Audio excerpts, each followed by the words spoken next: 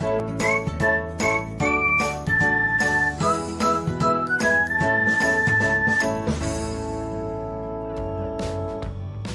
everyone, welcome back to another episode of Technologyglance.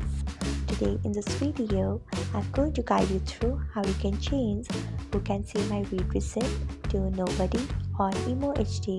So let's get started. Firstly, open Imo HD app in your device. Then tap on your profile icon. Next tap on security and privacy. Then scroll until you find read receipts. Next tap on it. After that, you can see the option of nobody. Tap on it. So this is how you can change who can see my read receipt to nobody on Imo HD. Thanks for watching. If you found this guide helpful, we would love it if you hit the thumbs up button below. We upload great new tech tutorials like this one every day. So do not forget to subscribe to our channel and hit the bell icon so that you'll never miss another update.